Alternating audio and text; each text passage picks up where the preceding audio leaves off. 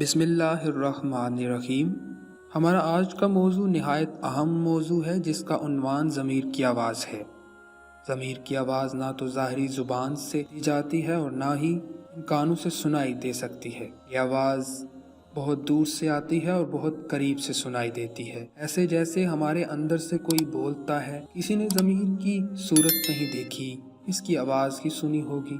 شاید یہ آسمان سے آنے والی حتب کی صدا ہے، جو ہمیں ہماری علائشوں اور غفلتوں سے نجات دینے کے لیے آتی ہے، ہمیں اخلاقی آلودگی سے بچانے کے لیے۔ یہ آواز پر اسرار راستوں سے ہوتی ہوئی دل کے کانوں میں گونجتی ہے، کبھی کبھی ہمدرد اور شفیق دوست کی طرح، اور کبھی ایک جرنیل کے حکم کی طرح یہ آواز اپنا کام کرتی ہے۔ یہ آواز ہمارے لیے ان راستوں کو روشن کرتی ہے جو نفس کی اندھیر نگری میں گم ہو جاتے ہیں، ہمیں نشان منزل سے متعارف کرواتی ہے۔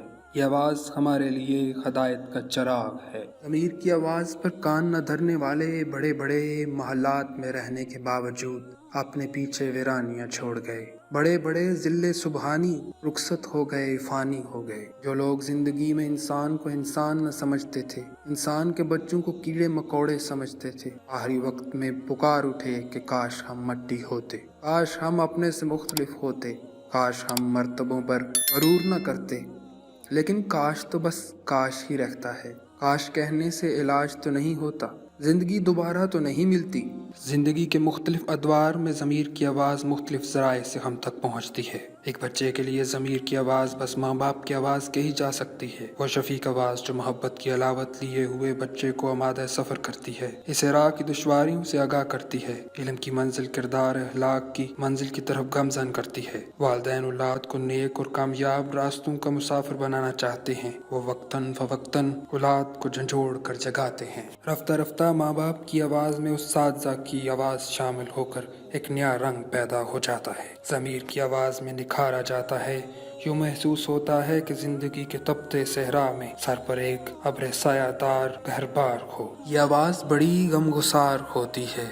خدا کی آواز انسانوں ہی کے ذریعے تو آتی ہے، پیغمبروں کے بعد سب سے بڑا مرتبہ ماں باپ اور اساتذہ کا ہے۔ کہتے ہیں کہ ایک دفعہ حضرت اویس کرنی نے حضور صلی اللہ علیہ وآلہ وسلم کی زیارت کا قصد کیا۔ ماں سے نیک سفر پر جانے کی اجازت چاہی۔ ماں نے کہا، بیٹا، اگر حضور صلی اللہ علیہ وآلہ وسلم مسجد میں تشریف فرما ہوں تو زیارت سے فیض یاب ہونا۔ حضرت اویس کرنی طویل سفر طے کر کے جب پہنچے، حضور صلی اللہ علیہ وآلہ وسلم مسجد میں موجود نہ تھے۔ حضرت اویس کرنی ماں کے حکم کے مطابق واپس چلے گئے۔ کچھ عرصہ بعد پھر قصد زیارت نبی صلی اللہ علیہ وآلہ وسلم کیا۔ ماں نے کہا، بیٹا، حضور صلی اللہ علیہ وآلہ وسلم گھر پر تشریف رکھتے ہوں تو زیارت سے نصیب کو سرفراز کر لینا۔ اتفاق یوں ہوا کہ حضور صلی اللہ علیہ وآلہ وسلم مسجد میں جلوہ افروز تھے۔ حضرت اویس کرنی واپس آ گئے اور یوں زندگی میں ظاہری ملاقات نہ ہو سکی، لیکن ماں کے حکم کی بجا آوری کا انعام یہ ملا کہ آپ کو باطنی زیارت نصیب ہوئی۔ والدین کی آواز کے بعد ضمیر کی آواز کسی مخلص دوست کی گفتگو میں سنائی دیتی ہے۔